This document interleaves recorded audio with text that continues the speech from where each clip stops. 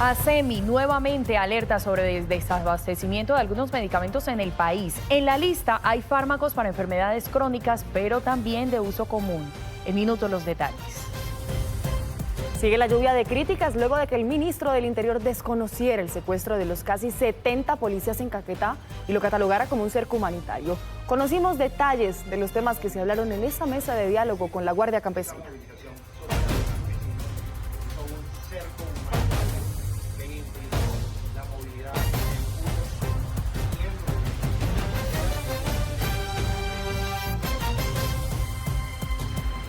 Duro golpe a las organizaciones de narcotráfico en Bogotá. En la última semana, las autoridades incautaron 11.5 toneladas de materia prima para elaborar droga. Los operativos en la localidad de Usme y en el aeropuerto El Dorado. Información en minutos.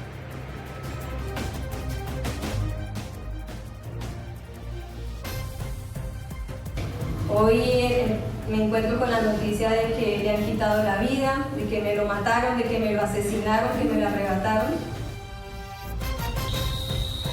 Estas son las palabras de la hermana del patrullero Steven Baquiro, asesinado en las últimas horas a manos del ELN en el municipio de San José del Palmar, en el Chocó. El uniformado llevaba más de 4 años prestando el servicio a la Policía Nacional. Desde mañana y hasta el miércoles comenzarán los cierres paulatinos por la carrera 68. El jueves serán los cierres definitivos. Hacemos un recorrido por dónde serán los desvíos. Información en minutos. 300 familias en Sabaneta, Antioquia, denuncian que compraron unos apartamentos en una unidad residencial que está inconclusa. Lo más grave es que la constructora está quebrada. En el Atlántico continúan las estrategias para devolverle la seguridad a los ciudadanos. En las últimas horas fue publicado el cartel con los 10 más buscados por la policía, sindicados de homicidio, extorsiones y hurto. Conozca en minutos el plan con millonarias recompensas que ofrece la Policía Metropolitana para dar con estas capturas. Al menos 5.000 millones de pesos en pérdidas reportan las agencias de viaje en Medellín, que por la crisis de Viva Air se quedaron con los tiquetes comprados a diferentes destinos y hoy no tienen quien les responda. Marcharon exigiendo una solución para ellos y para los viajeros. 7 personas fueron asesinadas en un hotel de Comayagüela, en Honduras. 4 mujeres y 3 hombres que recibieron impactos de bala que provenían de armas de grueso calibre murieron. Investigan las causas del crimen. Y en medio de una profunda crisis, Venezuela conmemora el 10º aniversario de la muerte de Hugo Chávez. Personalidades políticas de la región acudieron a los eventos para recordarlo. Hoy en Tu Lado Animal les cuento cómo Zipaquirá se convirtió en el primer municipio de Cundinamarca en ser declarado territorio libre del trabajo de tracción animal. También les cuento la historia de Valentino, un caballo que adoptó el cantante Johnny Rivera. Los espero en minutos. Comenzamos esta emisión, Paola, con una alerta que seguramente a todos nos interesa. En el país habría escasez de medicamentos. La advertencia la está haciendo ASEMI. Rosy, en la lista hay medicamentos para tratamientos especializados, pero miren también esto, también los de uso tan común como el ibuprofeno. Paula Sabogal, explíquenos qué dice exactamente ASEMI. Buenas tardes.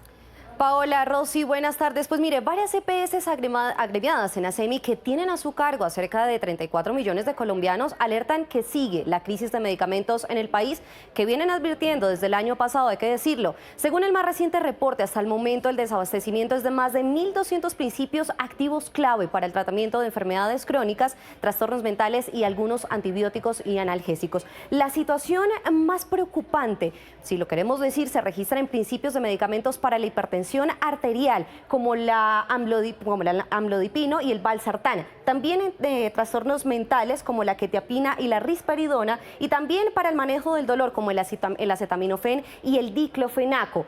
Pues bien, si bien esto es grave, también preocupa que haya desabastecimiento de medicamentos muy comunes para los colombianos, como la amoxicilina, el esomeprazol, la cetiricina, el ibuprofeno y la desloratadina.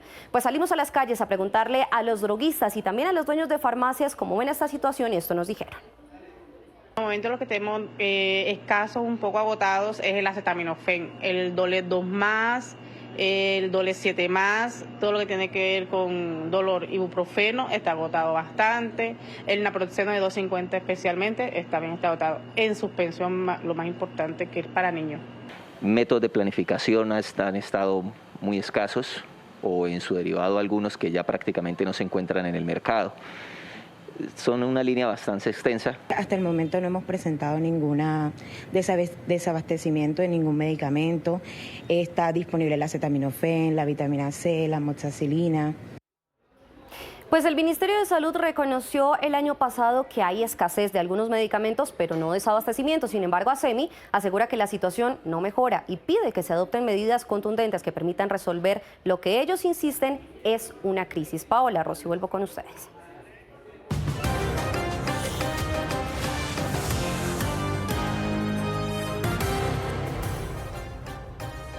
Mucha atención, que se registró un accidente marítimo que dejó 2 personas muertas en el Parque Tayrona, en el sector de Playa Chengue. El fuerte oleaje ocasionó que la embarcación, donde se transportaban al menos 20 turistas, perdiera el control y se volcara. 2 mujeres perdieron la vida luego de quedar atrapadas debajo de una lancha. Los demás ocupantes fueron rescatados y reciben atención médica.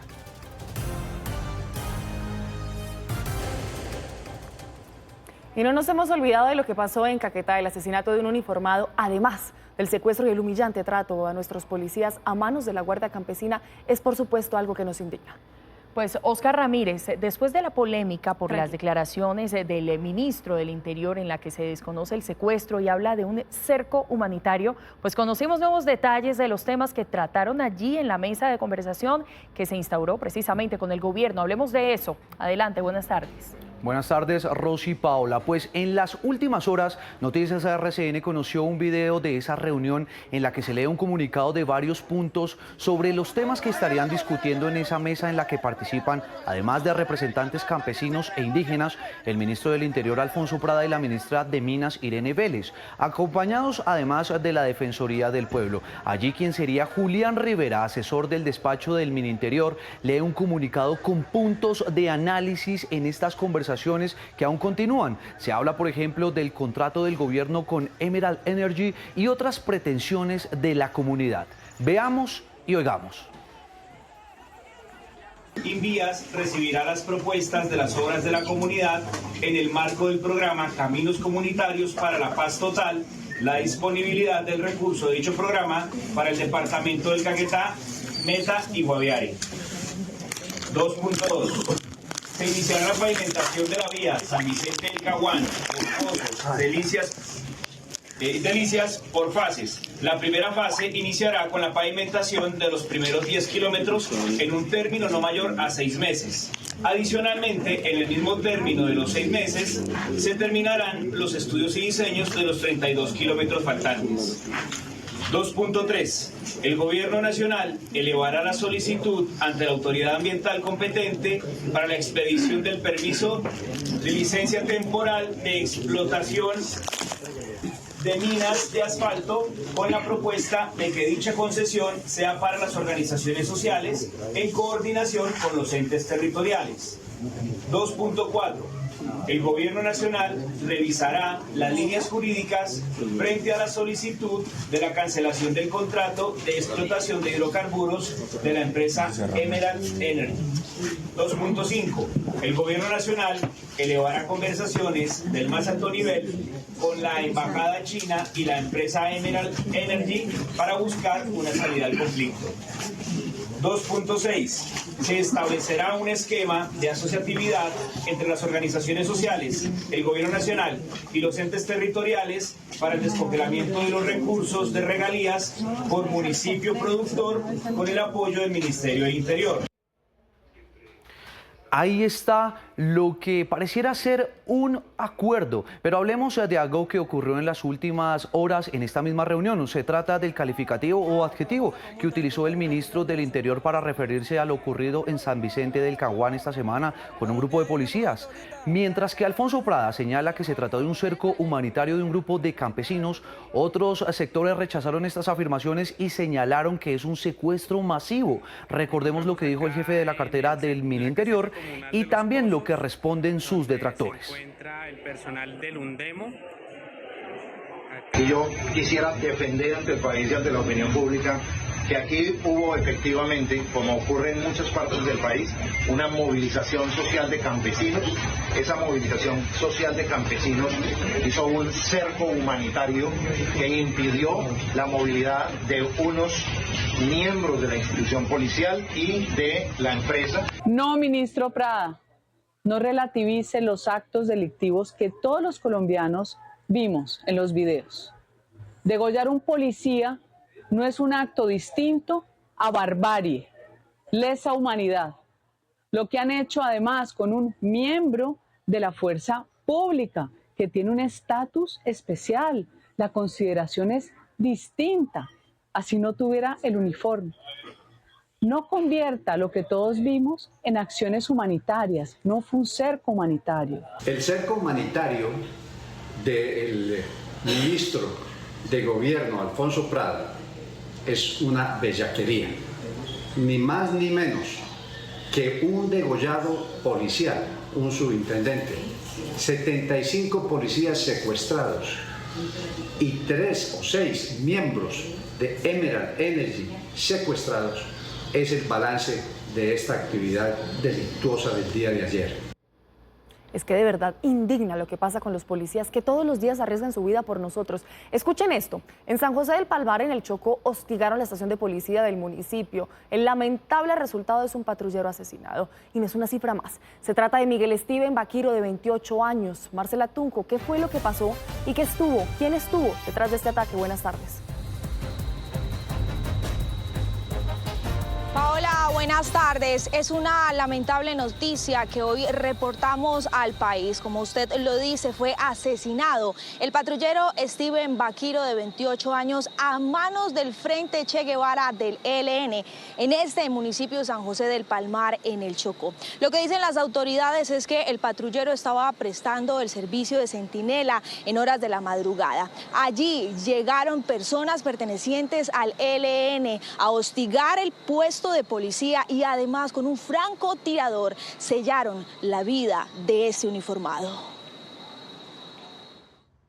Esta fue la última toma que quedó registrada del patrullero Miguel Steven Baquiro, de 28 años, mientras trabajaba en el municipio de San José del Palmar, en el Chocó. En ese mismo punto, frente a estas puertas blancas, un francotirador acabó con su vida en la madrugada durante un hostigamiento, donde lamentablemente pierde la vida uno de nuestros uniformados en cumplimiento de su deber. La hermana del patrullero asesinado asegura que habló con él casi hasta la medianoche y hoy pide respuestas sobre lo que le pasó a su familiar. A las 11:58 de la noche, él estuvo conectado, o sea que él estaba con vida a esa hora. Y a las 5 de la mañana, ya mi hermano estaba muerto. Queremos que nos den una respuesta qué pasó entre las 11:58 de la noche a las 5 de la mañana. Llevaba tan solo 4 años en la policía y tan solo 6 meses en San José del Palmar. Este hombre, oriundo del Meta, soñaba con hacer carrera en la policía. Lo recuerdan como un joven lleno de virtudes. Luchaba cada día por su familia, tenía en mente casarse, pero sus sueños el día de hoy han sido truncados. Hoy su familia tiene una clara petición. Yo quiero que la Policía Nacional, que la Fiscalía, por favor, investiguen qué pasó con mi hermano, porque la muerte de mi hermano no se puede quedar así. En este mismo municipio del Chocó, en días pasados, habría sido capturado alias Rubén, cabecilla del ELN, quien era el dinamizador de las rutas del narcotráfico en los departamentos de Risaralda y Quindío. Y mientras tanto, continúan las estrategias para devolverle la seguridad a los barranquilleros. En las últimas horas, las autoridades en la capital del Atlántico publicaron un nuevo cartel de los más buscados y pues anunciaron millonarias recompensas. Daniela Mora, ¿por qué delitos están buscando estas personas y cómo funcionarían las recompensas? Adelante. Rosy, ¿qué tal? Muy buenas tardes. Mire, se trata de 10 presuntos delincuentes que están siendo buscados por la Policía Metropolitana de Barranquilla. Para responder a su pregunta, estas personas están siendo buscadas por los delitos de homicidio, extorsiones, hurto e incluso porte y alquiler ilegal de armas de fuego. Precisamente para dar con la captura de estos presuntos delincuentes e incentivar la denuncia ciudadana, las autoridades distritales han diseñado un plan especial de recompensa que establece un monto específico de acuerdo a la gravedad de cada delito, iniciando o estableciéndose la mayor cuantía superior a los 104 millones de pesos para aquellas personas que entreguen información que permita capturar a cabecillas de primer nivel de organizaciones y de grupos criminales al margen de la ley. Se han establecido pagos, por ejemplo, de hasta 46.400.000 para homicidios, feminicidios hasta 58 millones. En el caso de cabecillas de primer nivel de grupos delincuenciales organizados, 104.400.000 y para grupos delincuenciales comunes organizados, 23.200.000. Por las extorsiones se están ofreciendo más de 38 millones de pesos y para el porte y alquiler ilegal de armas de fuego ya se superan los 10 millones de pesos en recompensa. Entonces, las autoridades insisten a la ciudadanía a entregar cualquier tipo de información que permita lograr la captura de estos 10 presuntos delincuentes más buscados en la capital del Atlántico. Por el momento la información desde Barranquilla, pero continúen ustedes, Rosy y Paola, con más información en Noticias RCN. Esperemos entonces que los barranquilleros denuncien si han visto alguna de estas personas en el cartel. Gracias, Daniela. Feliz tarde. Los últimos días han sido clave en la lucha contra el narcotráfico y la criminalidad en Bogotá. Las autoridades confirmaron golpes contundentes a varias estructuras. Pues, Paola, están hablando de la incautación de toneladas y toneladas de cocaína y de dinero en efectivo. Los operativos han sido por varios puntos de la capital del país, incluyendo también el Aeropuerto Internacional El Dorado. Hacemos contacto a esta hora con María Angélica Ferrer para saber qué más detalles tenemos. María Angélica, adelante. Rosy, televidentes, buenas tardes. Pues efectivamente este golpe ha sido de 11.5 toneladas de incautación de materia prima para la elaboración de droga. Esto ha sido durante los últimos 7 días, encontrando hallazgos importantes en la localidad de Usme y también aquí en el Aeropuerto Internacional El Dorado. Pues operativos como estos que ven de la Policía Metropolitana de Bogotá, haciendo toda la requisa a personas y también a vehículos, ha permitido este hallazgo que, miren, deja un golpe de 673.000 millones de pesos a las rentas de estas organizaciones criminales. Estos 457 bultos corresponden a la incautación de una sustancia química utilizada para la fabricación de estupefacientes, encontrada al interior de una vivienda en la localidad de Usme. Incautan cerca de 11.4 toneladas de una sustancia cloruro de calcio, la cual sirve para la producción de estupefacientes y la cual tenía como destino el departamento del Cauca. La localidad de Fontibón, donde se incautan 30 kilogramos de clorhidrato de cocaína, los cuales estaban al interior de una encomienda. Con la ayuda de guías caninos, las autoridades lograron incautar estos 30 paquetes que contenían 30 kilogramos de clorhidrato de cocaína. Estaban al interior de una caja con flores que tenía como destino final Leticia en el departamento de Amazonas. En el Aeropuerto Internacional Dorado se tienen 2 casos de incautación de estupefacientes, cerca de 11 kilogramos entre marihuana y cocaína, destinos San Andrés y Estados Unidos de Norteamérica. Cerca de 673.000 millones de pesos fue el golpe a las rentas criminales en Bogotá durante la última semana, un total de 11.5 toneladas de materia prima para la elaboración de droga. Y de Bogotá nos vamos a Medellín porque representantes de las agencias de viajes realizaron un plantón por las afectaciones a las que se están viendo enfrentados por la situación de Viva Air. Dicen que en este momento tienen alrededor de 2.000 pasajeros que ya compraron paquetes y no saben cómo responderles. Sara Gudel, usted los acompañó más temprano. Cuéntenos qué le dijeron. Buenas tardes. Paola, televidentes, buenas tardes. Pues mire, ellos están muy preocupados y angustiados, no solo porque no tienen cómo responderles a los usuarios, a los pasajeros que ya compraron paquetes con ellos, sino porque además en este momento aseguran no tener recursos para seguir funcionando. Ellos dicen que, por ejemplo, una sola agencia de viajes desde aquí, desde Medellín, transporta o compra o paga o vende alrededor de 1.200 paquetes solo para viajar a San Andrés, y en este momento la única aerolínea que está viajando desde Medellín hacia la isla era Viva Air. Nos quedamos sin viajes, sin qué vender, sin dinero, sin devoluciones y sin una respuesta clara para nuestros usuarios. No tenemos en este momento con quién volar. ¿Con quién reacomodar todos esos pasajeros? Así el pasajero diga, bueno, yo pago una diferencia o qué hacemos. No, no hay nada. O sea, no tenemos cómo hacerlo. Las poquitas que quedan ya están copadas con las otras agencias, ya no tienen capacidad, vamos a buscar charter, ya no hay charter porque ya los cogieron, o sea, ya no hay nada. Lo que ellos también dicen es que aquí en Medellín hay alrededor de 300 agencias de viajes y la mayoría de ellos compraban los paquetes con Viva Air. También dicen que ellos hacen una compra anticipada, es decir, alrededor de un mes, y que en este momento toda la plata que ya invirtieron o que ya pagaron o que los pasajeros ya compraron la tienen la aerolínea y por eso no tendrían cómo responderles a los usuarios. Es una situación crítica, ellos están muy preocupados. Y por supuesto nosotros desde aquí, desde Noticias RCN, estaremos acompañándoles y sobre todo ayudándoles a ver cómo pueden resolver esta situación. Rosy, usted tiene más noticias. Pendientes de esta situación entonces, Sara, muchísimas gracias. Y ahora nos vamos nuevamente para el Valle del Cauca porque en Jamundí hay una grave denuncia que hizo la deportista Yuri Alvear. Ella asegura que el complejo deportivo que lleva su nombre y además donde dicta clases ha sido robado varias veces. Marcela Tunjo, vuelvo con usted. ¿Qué se han llevado los ladrones? Rosy, buenas tardes. Según la denuncia que hizo esta medallista olímpica, este es el complejo deportivo que ha sido hurtado 6 veces. ¿Qué se han llevado los delincuentes? Los zapatos de los deportistas, se han llevado los grifos de los baños, además la estatua que le había entregado el departamento en honor por todo el trabajo que ha hecho como deportista, también se lo llevaron. Piden a la alcaldía de Jamundí, aquí donde nos encontramos, que haya mayor seguridad. Y quiero mostrarles, mire, así están las puertas de este complejo deportivo. Tuvieron que reforzar, por supuesto, la seguridad con candados y cadenas.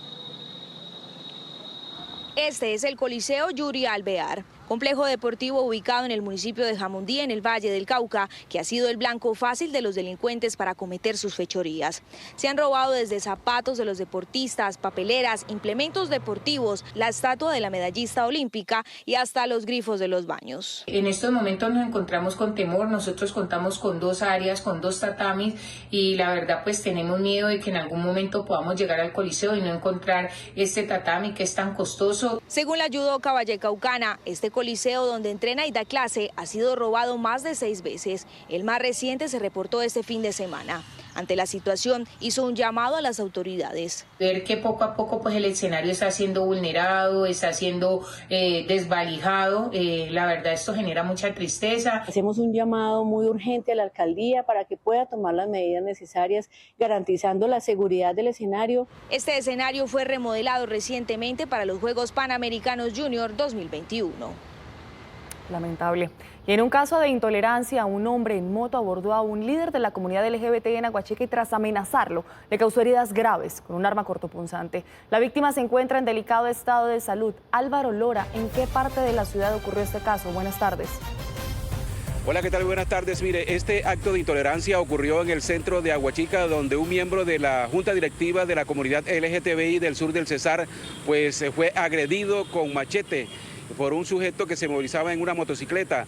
Una vez herido, fue conducido a un centro asistencial de Aguachica, pero por la gravedad de sus heridas tuvo que ser remitido a un centro hospitalario de la ciudad de Valledupar.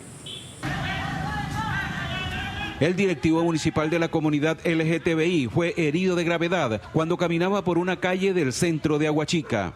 Esta persona fue agredida por otro sujeto que se conducía en una motocicleta en el centro de la ciudad, varias oportunidades con un arma cortopunzante tipo machete, el cual se llevó al centro hospitalario y por las gravedades que tenía fue conducido hasta Valledupar. El agresor huyó en una motocicleta, pero fue localizado por investigadores del CTI y de la policía en un parque del centro de Aguachica, donde fue capturado. Se realiza con nuestro CTI el programa metodológico, el cual se logra la captura. Fue llevado a audiencia, se presentó ante el señor juez el delito de homicidio en el grado de tentativa y se le dio medida de aseguramiento intramural. De acuerdo con el directivo seccional de la comunidad LGTBI en el sur del Cesar, en los últimos 5 años han sido asesinados 16 de sus integrantes, mientras que otros 24 han sido heridos en actos de intolerancia. Esperamos que no se quede ahí impune, que las autoridades de verdad que sí puedan rescatar y apelar para que este señor no se siga agrediendo a la comunidad LGTBI más. El joven herido con arma cortopunzante se recupera de sus heridas en un centro asistencial de Valledupar, mientras que su agresor fue enviado a la cárcel. Álvaro Lora, Noticias RCN, Aguachica, Cesar. Álvaro, muchísimas gracias por esta información. Y los que van a tener que responder frente a las autoridades son el gobernador del Huila, el alcalde del municipio de Gigante y 2 funcionarios más. Contra todos emitieron una orden de arresto por no cumplir con el transporte escolar para los niños de ese municipio. Juan Camilo Alfonso nos explica este lío. Estos son los caminos por donde tienen que transitar los niños de la institución educativa Silvania en el municipio de Gigante, en el Huila. Transporte escolar no tienen y por eso llevan cerca de 10 años en donde se han tenido que rebuscar la forma de ir a estudiar. Se transportan en las camionetas, subidos, buscando quien les colabore, bajo la lluvia, estudiantes que recorren 3, 4, 5 kilómetros. Padres de familia, estudiantes y profesores solo tienen una pregunta: ¿dónde está el presupuesto que tenía que ser destinado para el transporte escolar de los estudiantes? Se ha tratado de luchar, como ustedes lo están haciendo, pero siempre hay excusas, que es que no hay plata, que es que las empresas tampoco quieren afiliarse, y eso es lo que siempre nos han venido diciendo. Al no encontrar respuestas, acudieron a la tutela, en donde se confirmaba que las autoridades locales tenían el deber de garantizar el transporte escolar de los menores sin excusa. Pero ni con lo uno ni con lo otro, al parecer, nadie les cumplió. La obligación es del Ministerio de Educación. El Ministerio de Educación le tira la pelota a los entes territoriales. Ya dejen de hacer eso. Y hay un detalle más. Hay una orden de arresto en contra de los 4 funcionarios que el juez determinó como responsables. Sancionar al alcalde del municipio de Gigante, Huila, César Germán Roa, al gobernador del Huila, Luis Enrique Duzán, y al Ministerio de Educación Nacional en cabeza de las doctoras Natalia Sánchez Martínez y Olga Lucía Fuentes, con 2 días de arresto. Y cuando nos comunicamos directamente con el alcalde, nos envió el siguiente video. Para prestar el servicio escolar en el municipio de Gigante durante todo el año tiene un costo superior a los 1.200 millones de pesos. A este municipio le llegan menos de 500 millones de transferencias del gobierno nacional para educación. Sin embargo, en el último fallo se menciona que a pesar de que existan complicaciones técnicas y financieras, las autoridades tienen suficiente tiempo y distintas herramientas administrativas para resolver el problema. A los niños los cogió otro año sin transporte. ¿Cuándo les cumplirán a estos estudiantes? Pues vamos a ver qué sucede. Vamos a hacer un cambio de tema, Paola, porque mire, hay consternación en Honduras, esto tras una masacre en la ciudad de Comayagüela. Según informes preliminares, varios sujetos fuertemente armados ingresaron a un hotel donde se encontraban departiendo a las víctimas, quienes fueron ultimadas con armas de grueso calibre. Las víctimas son 4 mujeres y 3 hombres.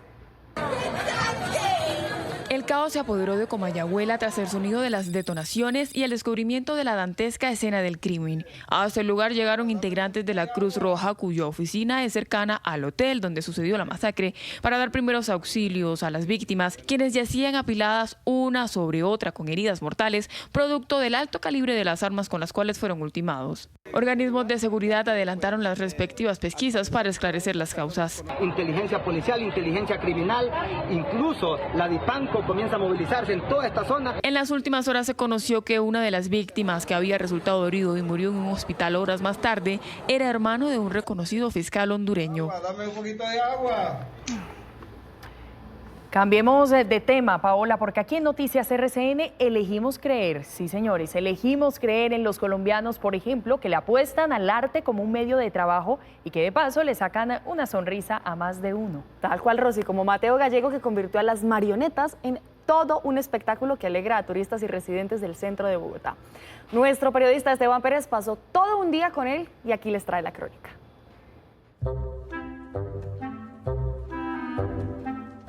Habilidad, concentración y creatividad.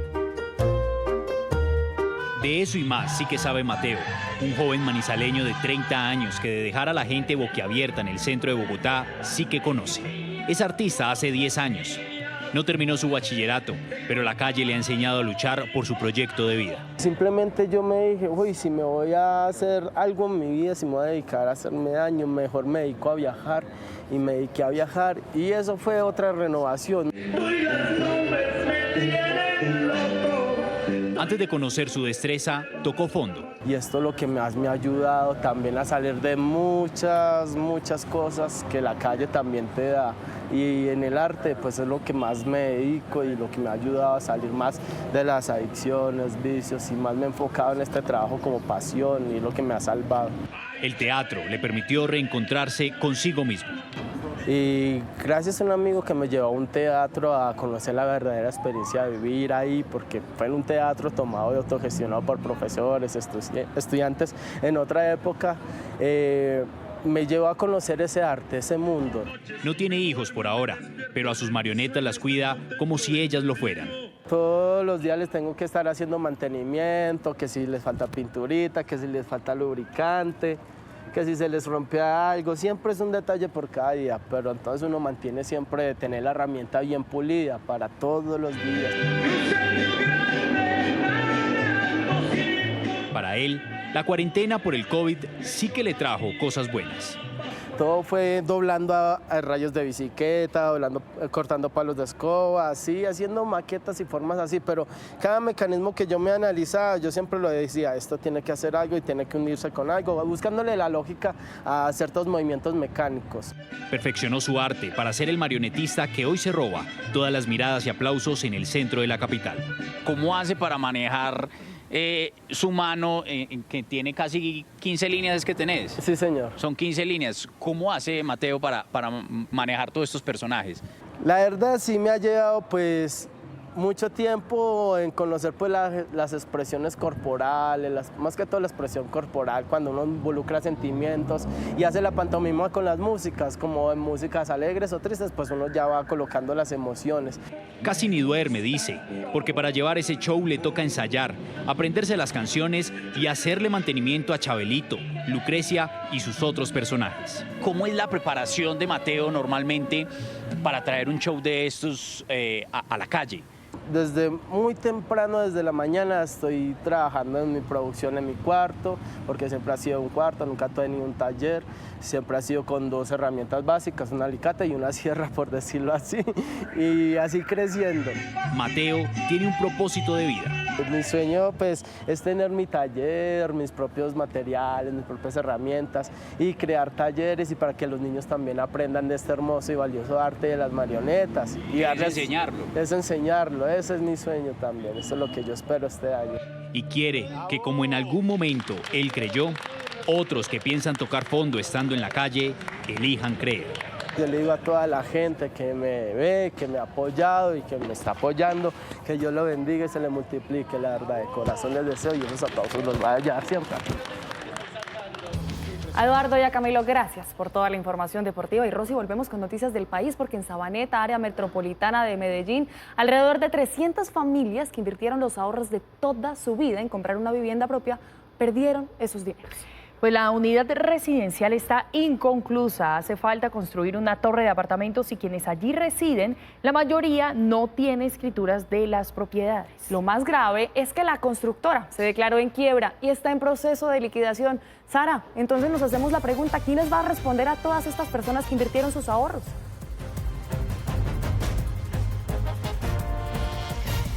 Pues mire, Paola, me encantaría responderle a usted, a los televidentes, pero sobre todo a los afectados, porque justamente no se sabe quién les va a responder, justamente porque esta constructora Covin está declarada en quiebra y en proceso de liquidación. Así es como está en este momento la unidad residencial Mazaro. Le hace falta construir una tercera torre, pero como ustedes pueden ver, eso que están viendo en este momento es la torre de parqueaderos, que también está inconclusa. Faltan la piscina y algunas zonas comunes. Lo grave de la situación es que la mayoría de las personas que aquí residen no tienen escrituras, pero que además quienes compraron en la Torre 3 perdieron todo su dinero. No tenemos zonas comunes. lo que ellos nos vendieron no es lo que tenemos. Y es que cuando comenzó a venderse el proyecto en el 2016, la promesa eran 3 torres con parqueaderos, piscina, canchas para hacer deporte y muchas zonas verdes. Pero hoy el panorama es este. Solo hay construidas 2 torres. Los parqueaderos no están terminados y lo más grave es que la obra está abandonada. Era el sueño de tener mi casa propia y pues ver que ni siquiera la construyeron, porque yo compré en la Torre 3 y la Torre 3 hoy ni siquiera está construida. Mazaro, en Sabaneta, es una unidad residencial de la constructora Covin. Hoy esa empresa se declaró en quiebra y está en proceso de liquidación. Los habitantes solo recibieron esta carta en donde les comunicaron la situación. Yo fui maestra, 35 años, y me entregaron hoy mi cheque de mi liquidación y a las 3 horas fui y se los consigné a ellos. Para que yo sí siento mucha tristeza, que los ahorros de toda mi vida, de mi trabajo, de mi esfuerzo, aquí y en este momento no tengo una escritura. En las 2 torres que están terminadas viven alrededor de 210 familias y la gran mayoría no tiene las escrituras que los acrediten como propietarios de los apartamentos.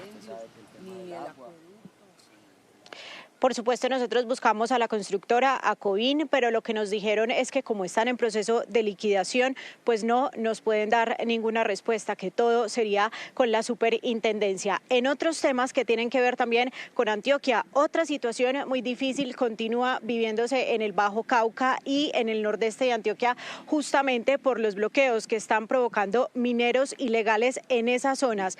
En las últimas horas, la gobernación de Antioquia puso unas caravanas justamente para lograr que las personas que están en el nordeste de Antioquia y que se tienen que movilizar entre Segovia, Remedios, Yalí, Nechí y Medellín puedan hacerlo. A las 10 de la mañana salió la primera caravana y se espera que en las horas de la tarde salga otra caravana desde aquí, desde el municipio o desde el barrio Niquía en el municipio de Bello. Nuestro respeto, nuestro apoyo, lo hemos hecho y lo seguiremos haciendo al pequeño minero, al minero ancestral, al minero artesanal, pero el ataque decidido a la minería criminal que destruye el medio ambiente y que siembra la destrucción y la muerte. Y en otros temas, la Fiscalía logró enviar a prisión a un supuesto terapeuta que trabajaba en un hogar religioso para el cuidado de los niños. De acuerdo con la investigación, el hombre abusó sexualmente en repetidas ocasiones de una niña de 12 años que estaba interna en el lugar. El material probatorio de la Fiscalía indica que el agresor amedrentaba a la menor con tratos crueles cuando ponía resistencia, castigos como ejercicios hasta altas horas de la noche. La niña cuenta ahora con una ayuda profesional para restablecer sus derechos, mientras que el hombre deberá enfrentar graves delitos por abuso sexual con menor de 14 años. Al parecer, el procesado se aprovechaba de su cargo y del turno asignado para realizar actos sexuales contra una niña de 12 años interna en la referida fundación. El material de prueba indica que entre agosto y octubre del año pasado, el investigado habría aprovechado las horas de la noche para acercarse al dormitorio de la pequeña, a quien habría sometido a tocamientos de índole sexual. Y las autoridades de salud de Bogotá solicitaron al gobierno nacional que aumente las camas de UCI y también las de hospitalización pediátricas. Esto ante el inminente primer pico respiratorio del año. Padres de familia, presten atención a estas recomendaciones porque los más frágiles son los menores de 5 años. En Bogotá empieza a mejorar la calidad del aire ocasionada por los incendios forestales. Sin embargo, persiste el riesgo de contraer enfermedades respiratorias agudas por el primer pico respiratorio del año. Los 2 picos respiratorios que epidemiológicamente sufre la ciudad de Bogotá, uno entre el mes de marzo y abril y el segundo entre el mes de octubre y noviembre, todos los años se presentan, llevan a una alta congestión hospitalaria, pero sobre todo de cuidados intensivos pediátricos. Aunque la ocupación de camas pediátricas en Bogotá está en un promedio del 70 y 75%, en los últimos días la Secretaría de Salud solicitó al Ministerio de Salud aumentar a 35 las camas de cuidado intensivo y hasta 98 las camas de hospitalización pediátrica. Es algo de lo que ya habíamos hablado en algún momento con la señora ministra y pensamos que puede tener un buen recibo por parte del gobierno nacional. Según especialistas, muchos niños nacieron durante la pandemia y no han estado expuestos a virus respiratorios diferentes al COVID. Por eso, completar los esquemas esquemas de vacunación es clave para evitar complicaciones. La letalidad usualmente de la infección respiratoria oscila alrededor del 1%, menos de los casos por lo menos que van a hospitalizarse. Estas son algunas recomendaciones para niños y niñas en Bogotá. No enviar los niños al colegio si tienen gripa. Y si es indispensable enviarlos porque no hay quien lo cuide, deben usar el tapabocas. Si son mayores de 2 años, deben usar el tapabocas. En lo que va del año, 192.146 personas han recibido atención por infecciones respiratorias. Y los padres de familia en Cartagena están preocupados porque esta semana los estudiantes de colegios públicos tampoco podrían ir a clases, ya que no se ha contratado el servicio de aseo y vigilancia. Angie Góez, entonces, ¿qué responden las autoridades? Buenas tardes. Rosy, televidentes, buenas tardes. Pues han dicho que ellos están adelantando un proceso para contratar personas a través de órdenes de prestación de servicio que ayuden a mantener limpios los colegios. Sin embargo, el contrato que realmente va a permitir reanudar los servicios de aseo y vigilancia se está llevando a cabo en la Bolsa Mercantil. Se conoce que probablemente el martes o el miércoles habría un operador, pero hay que decirlo, el hecho de que hay un operador no quiere decir que el servicio se va a reanudar inmediatamente, ya que se necesitan varios días de alistamiento y realmente el servicio se reanudaría la próxima semana. Sin vigilancia, sin aseadores y sin estudiantes. Ese es el panorama en más de 100 colegios públicos de Cartagena que van para la tercera semana de estar cerrados al no poder garantizar la prestación de los servicios básicos para que los alumnos reciban clases. Y esto no es de este año. Todos los años pasa lo mismo, que los niños entran a clase, se les termina la contratación a los vigilantes y a las aseadoras y tenemos que esperar hasta que ellos quieran para que nos puedan solucionar. Entonces la solución que dan es que los padres de familia hagan el aseo. Ante la crisis educativa, los padres de familia y estudiantes se han visto en la necesidad de salir a protestar en varias ocasiones para exigir al distrito una rápida solución. Que quede claro que lo está afectando no para los profesores porque no quieran trabajar, porque vienen todos los días vienen los profesores. Pero ellos no pueden hacer más. De acuerdo con los padres de familia, la falta de planeación en la contratación de los servicios es un atraso en la formación de los niños, ya que este año solo han dado clases 2 semanas. No han asistido a clase, entonces por ende se sienten en la casa como un poco aburridos, digamos, entre comillas, porque ellos ya están acostumbrados a estar viniendo todas las mañanas y a su jornada de clase. La administración distrital señaló que como plan de contingencia se inició la contratación de cuidadores mientras se surte el proceso de contratación de vigilantes y aseadores. Gracias por continuar con nosotros. Hace unos minutos, el diputado Nicolás Petro, hijo del presidente, publicó un comunicado respondiendo a las denuncias que lo acusan de haber recibido dineros de personas vinculadas con el narcotráfico. En el texto, Nicolás Petro dice que está dispuesto a rendir indagatoria ante las autoridades pertinentes y además dice, abro comillas, he decidido abstenerme de participar en cualquier tipo de actividad política relacionada con la contienda electoral venidera, cierro comillas. Rosy, cambiamos de tema porque estoy segura que hoy hay mucha confusión entre los habitantes de Bogotá que diariamente toman la carrera 68, que es una de las más importantes de la capital. Y todo esto por el cierre total de uno de los tramos durante año y medio. Pues el tramo, Paola, comienza en la calle 10ª y quienes transiten por ahí tendrán que tomar desvíos desde el jueves. Hagamos un recorrido con Esteban Pérez para que él nos cuente por dónde debemos movilizarnos. Preste atención porque a partir de mañana y hasta el miércoles comenzarán los cierres paulatinos sobre la carrera 68 en sentido sur-norte y el jueves será el definitivo, así que pilas con los desvíos. El primero de ellos será por la 68 para tomar la calle 10 hacia el oriente. 4 cuadras más hacia el oriente usted tendrá que girar a la izquierda. En esta esquina usted girará a la derecha por la calle 11 a buscar la carrera 65. Usted debe tomar la carrera 65 hacia el norte, cruzar la calle 13 hasta encontrarse con la calle 17 hacia el oriente. Este desvío, que es más o menos 1 kilómetro, va a estar señalizado, muy bien demarcado, avisa por dónde se tiene que cruzar, va a haber gestores de tráfico. En esta esquina usted tendrá que girar a la derecha para tomar toda la calle 17 hacia el oriente.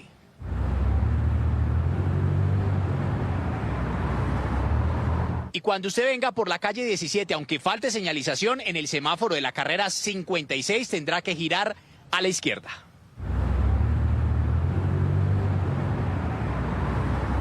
El siguiente desvío es girar a la izquierda por la calle 22 y una cuadra después girar a la derecha por la carrera 60. Vamos a generar lógicamente unos carriles exclusivos tipo troncal, carriles exclusivos de Transmilenio, nuevas estaciones de Transmilenio. En total recordemos que vamos a tener 21 estaciones nuevas a todo lo largo de la 68 de la autopista sur hasta la 100 con novena.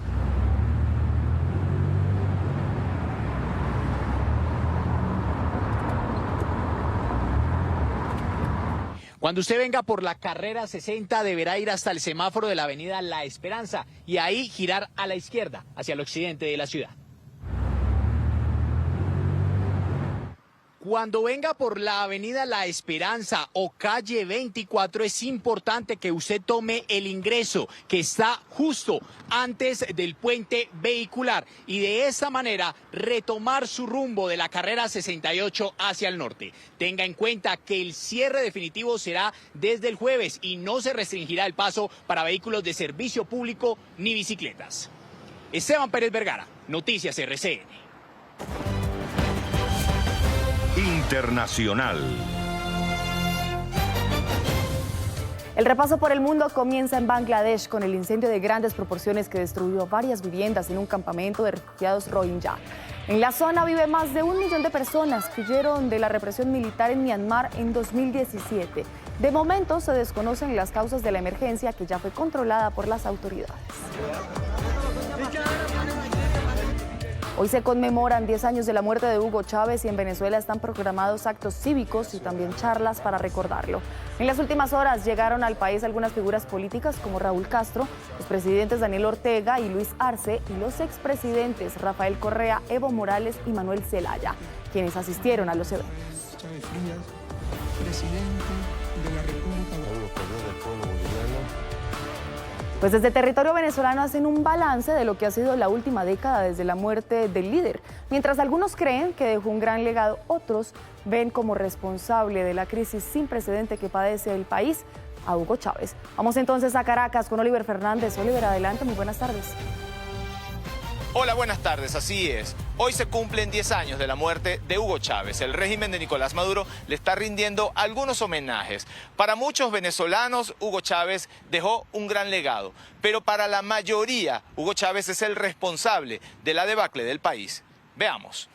Confirmaron la existencia de un tumor abscesado con presencia de células cancerígenas.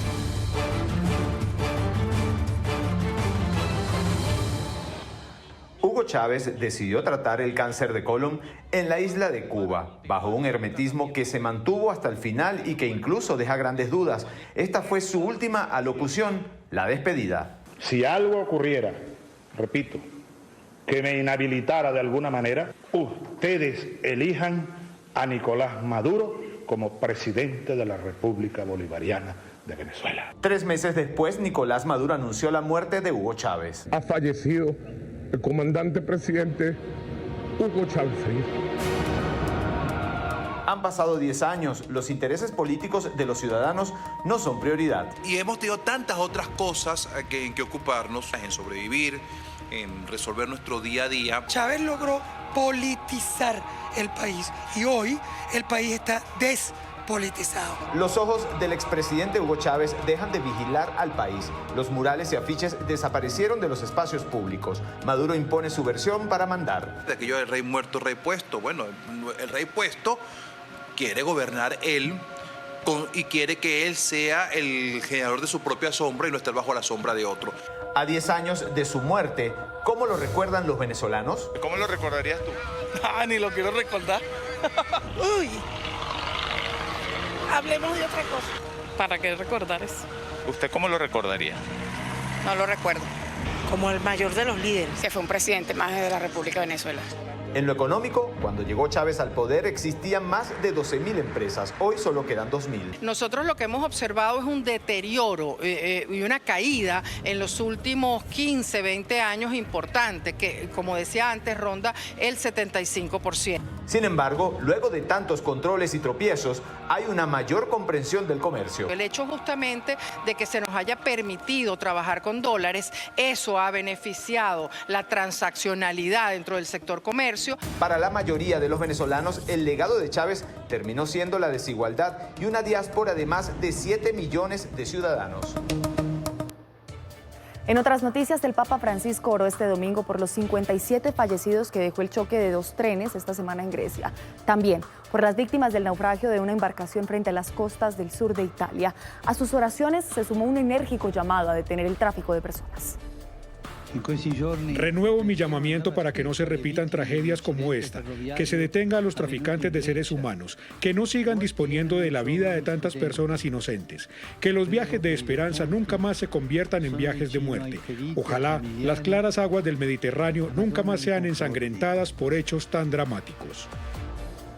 Pasaron 15 años desde el inicio del debate para conservar y garantizar el uso sostenible de la biodiversidad de los océanos y en las últimas horas del sábado los países de la ONU alcanzaron un acuerdo para proteger la alta mar. El histórico pacto se dio tras 5 rondas de negociaciones y busca proteger el 30% de la superficie marina del planeta para finales de la década.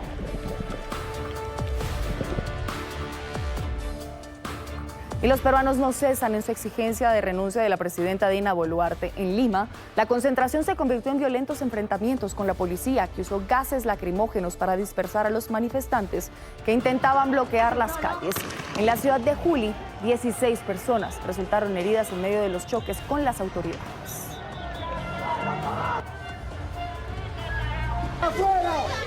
Las políticas de seguridad del actual gobierno de El Salvador han sido blanco de fuertes críticas durante los últimos días. El traslado de los primeros reos a una mega cárcel llamada Secot fue catalogado por algunos sectores como una violación a los derechos humanos.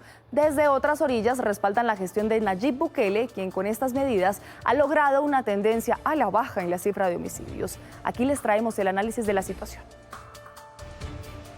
Estas imágenes de El Salvador han suscitado un gran debate. Muestran el traslado de detenidos al centro de confinamiento del terrorismo Secot, una decisión del presidente Nayib Bukele en su lucha frontal contra la violencia y el terrorismo. Pero lo que para el mandatario es una victoria respaldada por cifras históricas en su país, ha sido blanco de críticas que señalan estos procedimientos como violación de derechos humanos. La debacle autoritaria de El Salvador solo sería superada por un país con un golpe de estado militar y por el talibán. Juan Papier, Human Rights Watch. El penal está destinado a un grupo específico de detenidos. Recordemos que no son delincuentes comunes. Inclusive a nivel psiquiátrico, como lo dicen los especialistas, hay muchas de estas personas que hay que hacer evaluaciones psiquiátricas. ¿Por qué? Porque todos los pandilleros han asesinado. En el 2019, cuando Nayib Bukele asumió la presidencia, el año cerró con 2.398 asesinatos y al cierre del 2022, la cifra más reciente, los homicidios cayeron a 496, un panorama impensable hace solo algunos años atrás. Más del 90% de la población avala este tipo de medidas.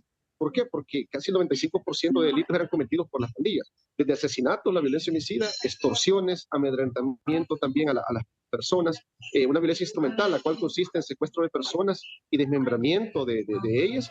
Las organizaciones de derechos humanos sostienen que personas inocentes se habrían visto atrapadas en esta política, pero la ofensiva antipandillas sigue gozando de gran popularidad entre los salvadoreños y se ha planteado para que continúe hasta capturar a todos los delincuentes.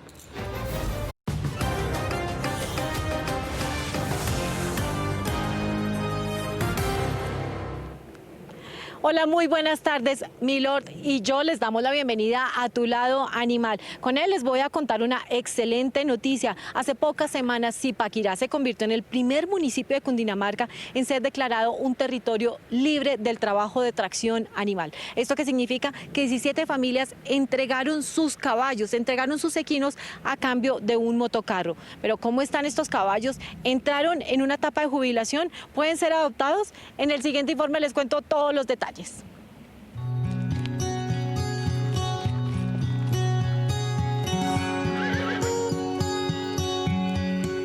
Después de muchos años de trabajo y de recorrer las calles de Zipaquirá, llegó la hora de una vida más tranquila. 17 caballos que eran usados para transportar cargas, reciclaje y hasta escombros fueron entregados a la alcaldía y ahora están gozando de unos días de calma en una finca. En ese lugar son valorados y rehabilitados. Esperan ahora que alguien los adopte y que entienda que la jubilación es el premio a extenuantes años de trabajo. Se puedan unir a esta causa de que puedan adoptar a un caballo los que tenemos de zorra para que le den una mejor vida, para que lo lleven a descansar. Las familias, muchas de ellas que se sostuvieron gracias a los ingresos que generaban estos equinos, recibieron a cambio un motocarro que les permitirá seguir con las labores a las que se han dedicado por años. Ellos nos colaboraron a nosotros. En este momento pues ya ellos merecen irse a descansar, a que los ayuden o como en otro hogar. Y buscamos ayuda de ustedes, de los zipaquireños. Las personas que quieran adoptar o hacerse cargo de alguno de estos caballos deben diligenciar un formulario y postularse, pero para eso debe mostrar que es mayor de edad, que tiene un espacio adecuado y también debe mostrar que tiene capacidad económica. Hoy quiero pedirle a los zipaquireños de que adopten un caballo de los nuestros, que ellos ya merecen ser felices y descansar. Tu Lado Animal estará pendiente de la segunda fase en la que se entregarán más caballos para que de forma definitiva no se vean más de estos animalitos trabajando en las calles de Zipaquirá. Ahora quiero que conozcan la historia de Valentino, un caballo que, miren, estaba en unas condiciones lamentables, tenía lesionada una de sus patas y por supuesto no podía caminar bien. Lo peor es que estaba muy bajito de peso. La buena noticia es que uno de los cantantes más queridos aquí en Colombia, Johnny Rivera, lo adoptó. Él fue operado y ahora camina perfectamente y quiero que conozcan a Valentino. Ay, no, yo me tuve que bajar a ver esto. Mire este animal, Dios mío. 5 meses estuvo en permanente observación este caballito que se robó el cariño de los veterinarios y de los zootecnistas. Se llama Valentino. Cuando fue rescatado en una carretera por el cantante Johnny Rivera, su mirada era muy distinta. ¿Cómo será el sufrimiento? Mira. Los especialistas del Centro de Veterinaria y Zootecnia de la Universidad CES de Medellín se trazaron como propósito sacar adelante a Valentino.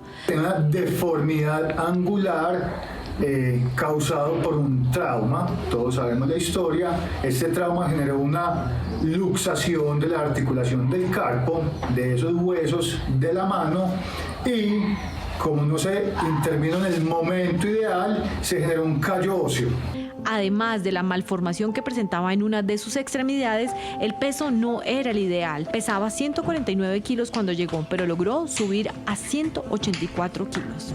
Valentino llegó el 2 de septiembre del año pasado a Envigado, Antioquia. 6 días después fue sometido a una compleja cirugía para corregir la deformidad. La operación duró casi 6 horas. Antibióticos, manejo de la analgesia, es decir, manejo del dolor por la cirugía que tuvo el paciente y manejo de la inflamación. Valentino se recuperó de su cirugía, logró caminar y alimentarse correctamente. Fue así como llegó a su nuevo hogar, a su nueva vida. El cantante colombiano Johnny Rivera, quien lo encontró en muy mal estado, le abrió las puertas de su casa y lo adoptó. Dicen quienes estuvieron a cargo de su recuperación que Valentino ahora es un caballo mucho más activo, juguetón y con mejor actitud. Logró un peso de 200 kilos gracias a todos los cuidados de los médicos veterinarios y el apoyo de los estudiantes de la Universidad CES. Aquí en Tu Lado Animal le hacemos seguimiento a las noticias. Recuerdan que hace pocas semanas fueron rescatados unos monos en el Valle del Cauca porque les inocularon un virus, nada más ni nada menos que el virus de la malaria. Por fortuna, ellos están bien y se están recuperando, pero queremos darles a ustedes los detalles de cómo avanzan ellos en su rehabilitación. Veamos el informe.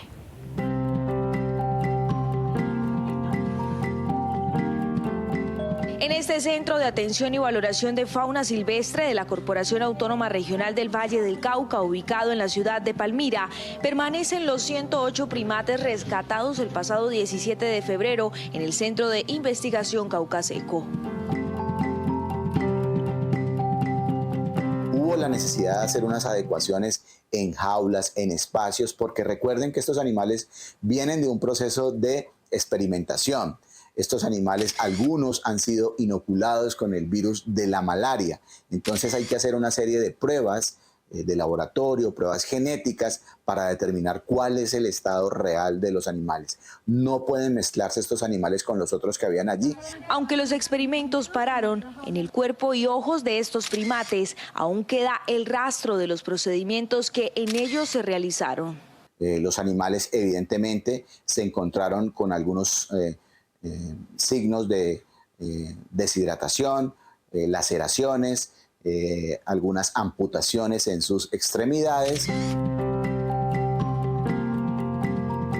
Según la Fiscalía General de la Nación, el rescate de estos monos es el procedimiento más grande que se ha realizado en Colombia con esta especie. Aseguran que aunque el laboratorio cumplía con los requisitos legales para los estudios biomédicos, investigan si hubo irregularidades. La Fiscalía General de la Nación, a través de GELMA, actualmente adelanta un proceso por la comisión de posibles delitos como delitos contra la vida, la integridad física y emocional de los animales, experimentación ilegal y un posible aprovechamiento ilícito de los recursos naturales con los primates albergados en este sitio. Y la buena noticia que les damos aquí en Tu Lado Animal es que luego de 17 días del rescate, un juez negó la tutela interpuesta por los propietarios de la investigación a la CBC por la incautación de los primates y el cierre del laboratorio. Eso es todo por hoy. Desde Cogua, Cundinamarca, Milord y yo nos despedimos y los esperamos el próximo fin de semana con más historias. Recuerde que puede escribirnos en nuestra cuenta de Twitter @noticiasrcn con el hashtag Tu Lado Animal. Feliz tarde para todos.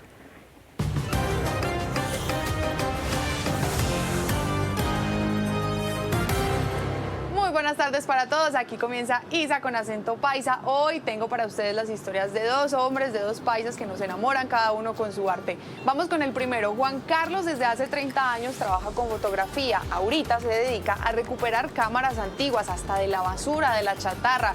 Las limpia, les quita los hongos y las vuelve a vender y enamora a todo el mundo con este arte de la fotografía análoga. Conozcamos su historia.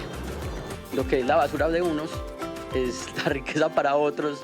Juan nos recibió en el patio de su casa, bajó parte de las casi 200 cámaras que tiene en este momento restauradas. Para mí es cazar tesoros. Yo cada que veo una cámara muy bonita y la veo destruida, yo digo, Dios mío, ¿qué es esto? La cacería de tesoros los lleva por todo el país para hurgar en anticuarios, herencias familiares. Cuenta que hasta le ha comprado cámaras a recicladores que las ven en la basura. Empezamos a mirar cámaras o a desempolvar cámaras, a sacar de la chatarra cámaras que están malas y las restauramos, las organizamos, les quitamos los hongos. Eso sí, no están de bonitas y ya. Las deja funcionando como en sus años mozos. Algunas no las deja ir por su valor histórico, como esta pequeña Kodak. Y eran unas cajitas mágicas que muchos decían, uy, eso es magia, uno que le puedan sacar una fotografía acá. Entonces es muy interesante la historia de esta cámara. Más o menos 1940 es esta cámara. Disfruta su oficio no solo porque ama la fotografía hace 30 años, también porque convierte en romántica una experiencia que hoy en día nos puede parecer común. Todo se nos volvió tan fácil en la vida que ya con un celular podemos hacer videos, podemos escuchar música, podemos hacer fotografías, mientras que con las cámaras, pues con este tipo de cámaras análogas, volvemos a la nostalgia. Mi papá tomaba fotos como esta. Qué bonito inmortalizar momentos así. Ahorita que tenemos tan fácil hacer todo con el celular, pues qué bueno volver a esos viejos artes. Vamos a continuar con la historia de Danilo, o mejor, lo escuché del mono, porque así se llama su cuenta donde recomienda viajes. Pero ojo, él es un influencer diferente, nos muestra lo más paisa, lo más tradicional, lo mejor de nuestros pueblos de Antioquia. Conozcámoslo.